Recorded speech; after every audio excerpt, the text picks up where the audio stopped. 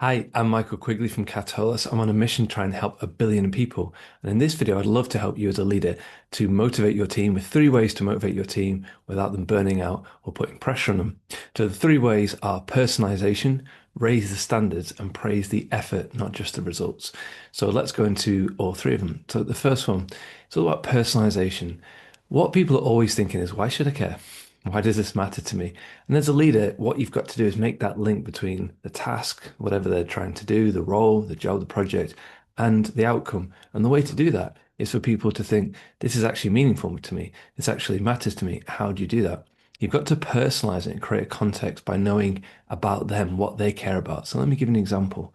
When I used to be a teacher, I had a boy in my class and we had some challenging behavior. And I thought, I've got to try and get some better results out of this boy. I've got to try and create a relationship with this boy. How do I do it? So I just found out. I asked him a lot of questions. I found out he liked wrestling, and he's like, "You don't know about wrestling." I was like, "I know about The Rock. I know about Stone Cold Steve Austin." He was like, "What?" And we used to talk about it every single lunchtime. And guess what? Relationship improved, results improved.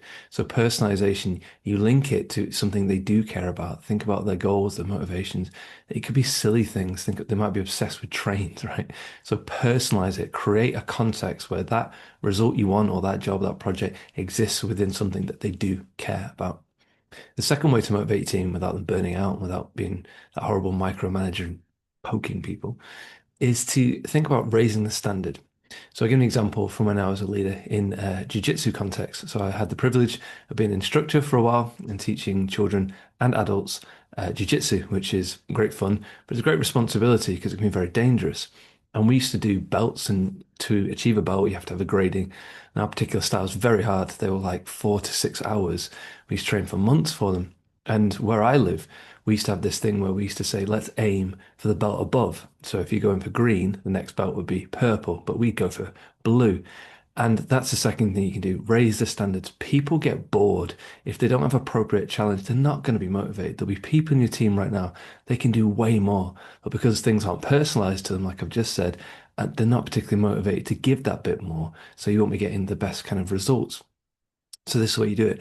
You talk about raising the standard, but don't just expect them to do it. So if we go back to the jiu-jitsu, we didn't just say, "Oh, how do you train to be a blue belt?" There's a curriculum. There used to be a curriculum with all the different throws, all the different wrist locks, arm locks, pressure points, and it's like you need to know these to get to this belt. So we'd study both, right? So if you're green going for purple, I'd study blue as well. And sometimes people would even do something called double grade, where you'd be graded, and the instructors would think, he knows his stuff. Let's just see if you can double grade. I didn't do that, but I know people that did. So that's the second thing. You raise the standards, right? Raise people to excellence, but provide a how, give them a curriculum, map it out and say, to get to this standard, this is where we're going to go. And the third thing is all about effort. And I want to help you to sidestep a big way that people get this wrong for praise for motivating the team. So, for example, have you ever done this? You go, well done, great job. You did that really quickly. We met our target. We've exceeded it. We've overdone it. We've done it quicker than we wanted to. Oh, you're amazing. You did that really well. And that's well-meaning praise, but it's kind of useless because people are like, they're just saying that because we got the result. Praise the effort instead. If you look into the work of Carol Dweck and her growth mindset work, it's amazing. She found that if you praise the effort, then people are more motivated to repeat that effort. Whereas if you only praise the results, what you're basically saying to people without saying it is, I only like you because of your results. And if you don't get the results, I don't rate you. And if you say something like, oh, well done, you did that really quickly, what you're really saying is if you take a bit longer, which they might need to, I don't rate that. Okay. So a better phrase is to use, I'm really impressed by how hard you did this. I'm really proud, or we're really proud of the effort you put into this. Because think about it, what you want are repeated results. Repeated results come from people highly motivated, working hard, putting effort for high standards, repeated times. We don't just want a one-off because everybody fails. I fail. We get it wrong. You want people to go, oh, right, I'm gonna try again. Because sometimes for the best results, they don't come quickly, do they? How do you become a good person? How do you become a good leader? It takes years. So praise the effort, not just the results. Okay.